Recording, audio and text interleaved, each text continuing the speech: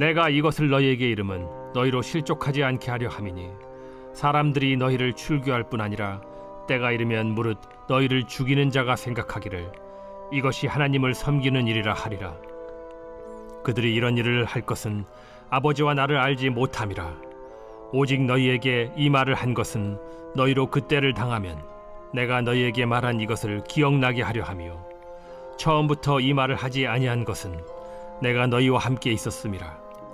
지금 내가 나를 보내신 이에게로 가는데 너희 중에서 나더러 어디로 가는지 묻는 자가 없고 도리어 내가 이 말을 함으로 너희 마음에 근심이 가득하였도다. 그러나 내가 너희에게 실상을 말하노니 내가 떠나가는 것이 너희에게 유익이라. 내가 떠나가지 아니하면 보혜사가 너희에게로 오시지 아니할 것이요 가면 내가 그를 너희에게로 보내리니 그가 와서 죄에 대하여 의에 대하여 심판에 대하여 세상을 책망하시리라. 죄에 대하여라 함은 그들이 나를 믿지 아니하며 의에 대하여라 함은 내가 아버지께로 가니 너희가 다시 나를 보지 못하며 심판에 대하여라 함은 이 세상 임금이 심판을 받았음이라. 내가 아직도 너희에게 이를 것이 많으나 지금은 너희가 감당하지 못하리라.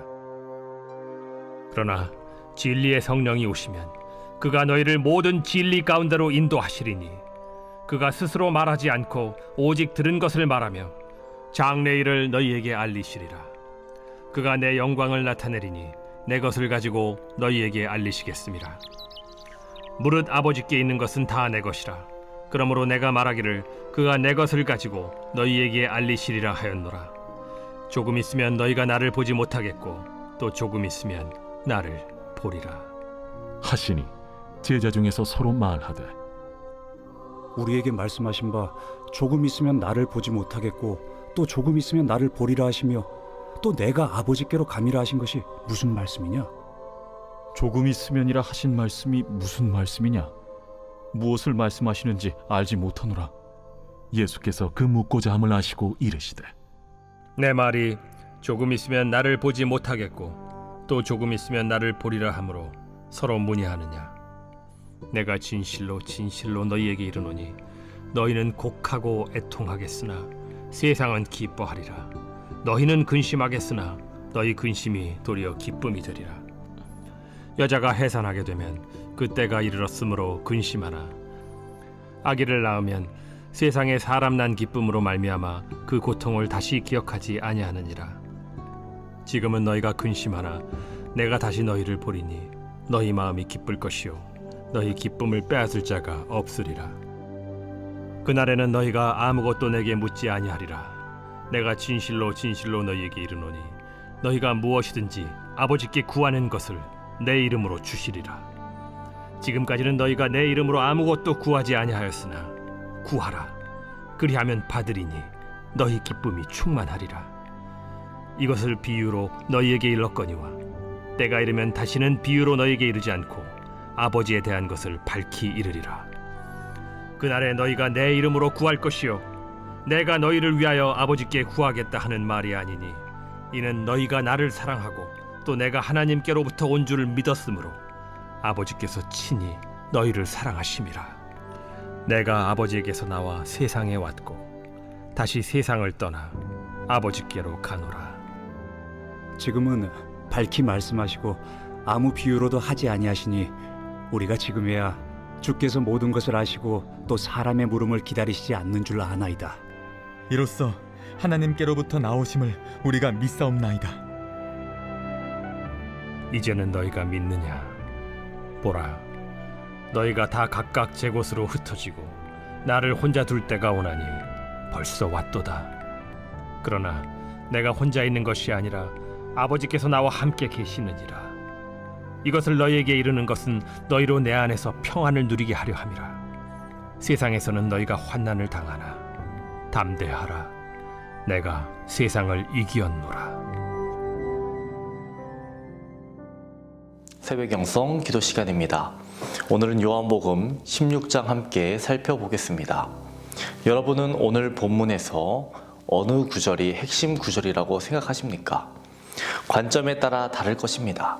7절이라 생각하시는 분도 있을 것이고 13절이라 여기시는 분도 있으실 겁니다. 저는 오늘 본문 말씀을 읽고 말씀을 읽으면서 4절이 핵심이라고 생각했습니다. 오직 너희에게 이 말을 한 것은 너희로 그때를 당하면 내가 너희에게 말한 이것을 기억나게 하려 함이요 처음부터 이 말을 하지 아니한 것은 내가 너희와 함께 있었음이라. 이 구절 중에서 기억나게 하려 함이요 이 부분이 가장 핵심적인 부분이라고 여겼습니다. 요한복음이 쓰여진 상황은 출교의 위기 앞에서 신앙을 지켜내기를 바라는 마음으로 신앙으로 서기를 격려하는 글입니다. 요한복음이 쓰여진 상황은 출교의 상황으로 추정합니다. 당시의 출교의 의미는 무엇입니까? 유대 공동체 사회에서의 추방을 의미합니다. 오늘날에는 공동체에서 추방당한다면 다른 공동체를 찾아가겠지만 당시에는 그것이 쉬운 일이 아니었습니다. 또한 종교의 영역에서의 추방이 아닌 생활과 문화와 모든 것이 엮여져 있는 상황이었습니다. 요한복음에는 출교의 상황이 총 3차례 등장합니다. 먼저 요한복음 9장 22절입니다. 그 부모가 이렇게 말한 것은 이미 유대인들이 누구든지 예수를 그리스도로 시인하는 자는 출교하기로 결의하였으므로 예수님께서는 맹인이었던 자를 고쳐주셨습니다. 그리고 그것을 그의 부모도 보았습니다. 하지만 그의 부모가 어떻게 말했습니까? 21절입니다. 그러나 지금 어떻게 해서 보는지 또는 누가 그 눈을 뜨게 하였는지 우리는 알지 못하나이다. 그에게 물어보소서. 그가 장성하였으니 자기 일을 말하리이다. 출교가 그만큼 무서운 조치라는 겁니다. 다음으로는 요한복음 12장 42절입니다.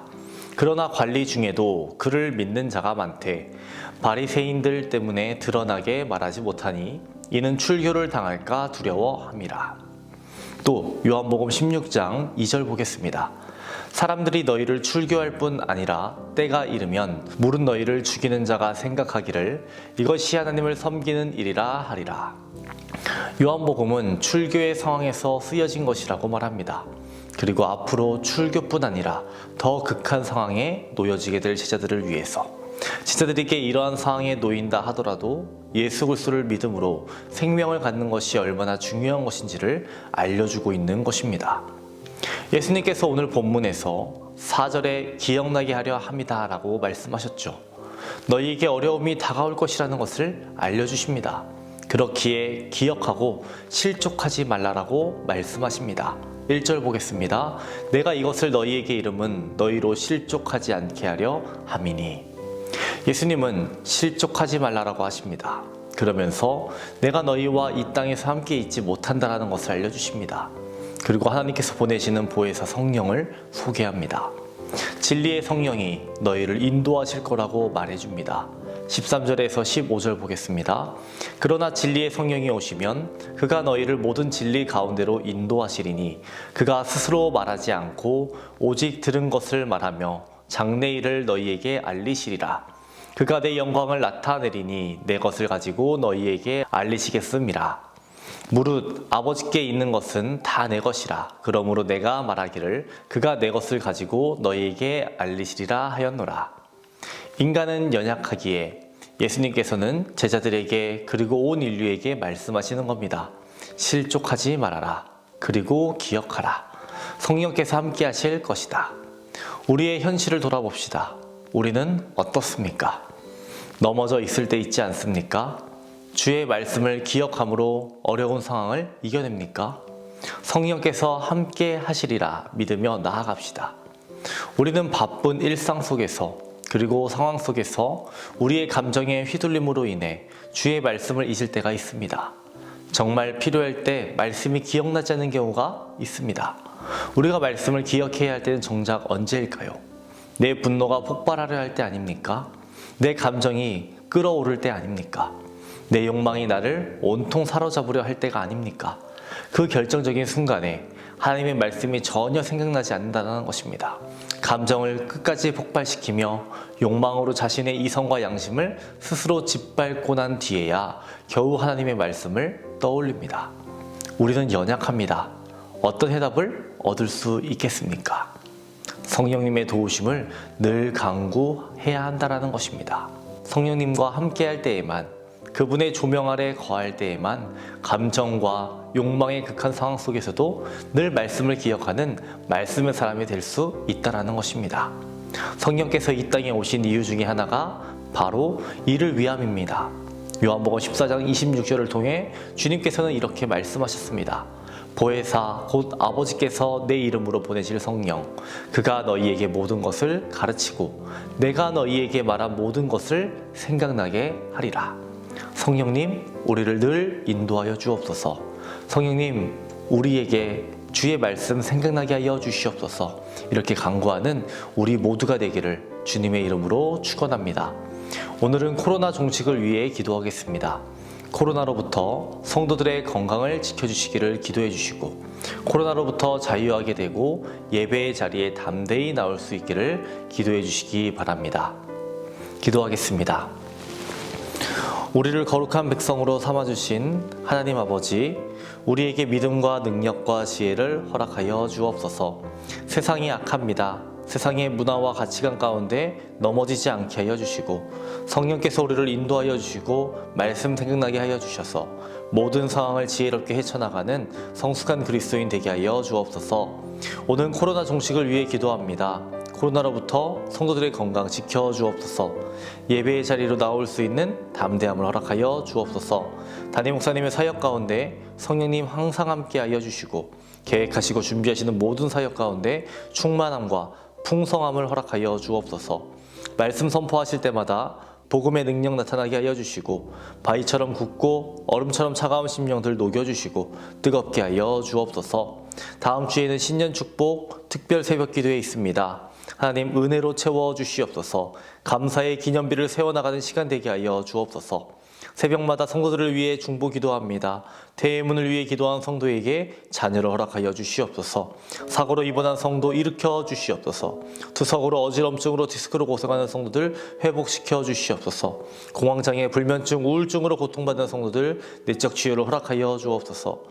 암투병 중에 있는 박재동 권사님, 유은영 권사님, 김시아 권사님, 이영숙 권사님, 이명숙 권사님, 오유미 성도님, 이동춘 성도님, 박서연 청년, 유경민 청년, 암세포가 제거되고 재발하지 않도록 성령의 불로 암세포를 태워주옵소서.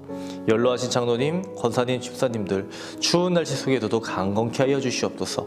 병상에 눕지 않고 마지막 날까지 걸을 수 있는 건강 허락하여 주옵소서. 우리와 함께 하시는 예수님의 이름으로 기도합니다. 아멘.